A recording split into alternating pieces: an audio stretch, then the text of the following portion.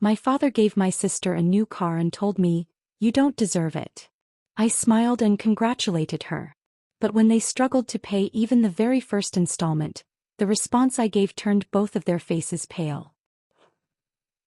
I heard that line for the first time in the parking lot of a suburban dealership where sunlight glimmered on dark-trimmed SUVs, and the air smelled like new leather mixed with the sharp scent of burning gasoline. My father twirled the key around his finger as if he were cracking a joke and said with a laugh, "Sarah, you don't deserve it. You probably won't even fix your credit by next year." Then he placed that key into my sister Kayla's hand the way a king crowns his favorite heir. A jolt ran down my spine, but I pushed out a thin smile. "Congratulations, Kayla. The car will suit you." They didn't notice the tremor hiding in my voice, the one I swallowed before it could escape. I didn't say anything because I knew that if I spoke I might shatter something inside me, something I had been quietly assembling for years. A private kind of strength that only grows when you've had to earn every step of your life, learning patience and pain at the same time. I'm 25, working as an admin assistant in a small consulting office. The kind of job where you chase people for forms, organize endless emails, and come home trying to figure out what part of next week's grocery list you can afford to trim.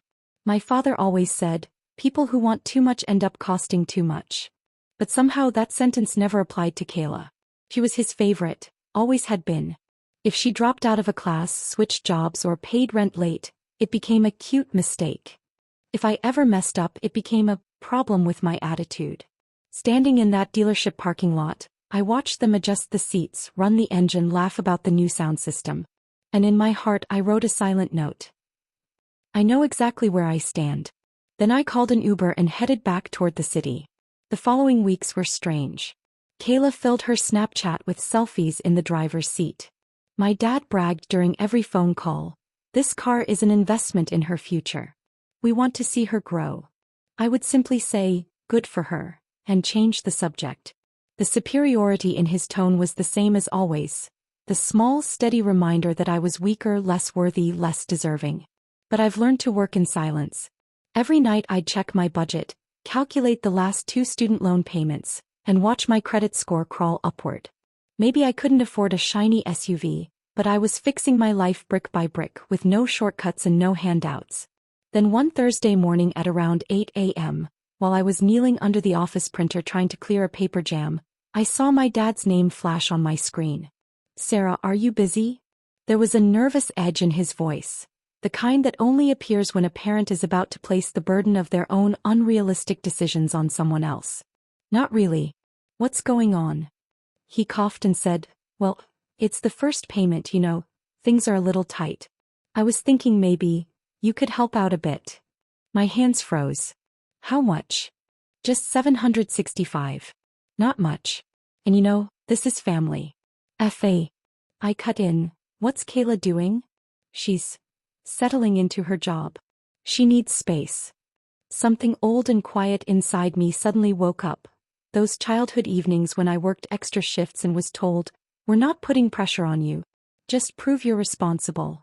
Or my senior year expenses, which I paid alone. Or the Christmas Kayla wanted a new phone while I was told, "Sarah, you should know your limits." I pulled the phone slightly away, inhaled, then put it back. "Dad, do you remember telling me I didn't deserve that car?" Silence. Then, "Sarah, that was a joke." "Maybe. But sometimes jokes reveal enough truth that you don't need any more explanation." His breath stuttered. "This is a family matter. And families don't shame people. They don't call them less deserving. They don't choose favorites like they're picking an investment plan." The silence on his end felt like I was standing in a giant empty hall. I said gently but firmly, "Dad, I can't help. Not now. Not later. And you should have calculated those installments the same day you told me I wasn't worthy of anything." He tried to speak, but the words tangled in his throat. I disconnected the call. Later that afternoon, Kayla texted me, "Seriously? You refused, Dad?" I replied, "Yes. You're an adult. The car is yours. The responsibility is yours." She started typing, stopped, typed again, erased it, then finally sent, "Whatever." But it wasn't her usual whatever. It held the panic of someone realizing, maybe for the first time, that the world wasn't going to bend itself around them. That night, warming leftovers in my tiny apartment kitchen, I felt something I hadn't felt in years. Peace. No pressure to prove anything. No emotional debts. Just quiet, ordinary freedom. Out my window the city lights flickered. A small American kind of miracle. The realization that I was finally in the driver's seat of my own life, without fear that someone would yank the wheel away. 2 weeks later, I heard the car was close to being repossessed due to late payments. My dad never called back. Neither did Kayla. And for the first time, I understood that the quietest revenge is the strongest one. The kind that doesn't shout, doesn't break anything, doesn't lash out. It just shows the truth they refuse to see. I made my final student loan payment that same month. Checked my credit score. Better than I'd ever imagined. I started a small used car fund. Maybe next year I'll buy something. With my own money. In my own name. Whenever I wonder whether I should have softened, I remember the moment my father looked me in the eyes and said, "You don't deserve it." And then a calm settles over me. Because sometimes revenge isn't hurting someone back. It's showing them they don't have the power to hurt you anymore. If this story hit you the way it hit me, make sure to like, subscribe, and share it with someone who needs a reminder of their own worth. Your support helps me bring more powerful stories like this to life.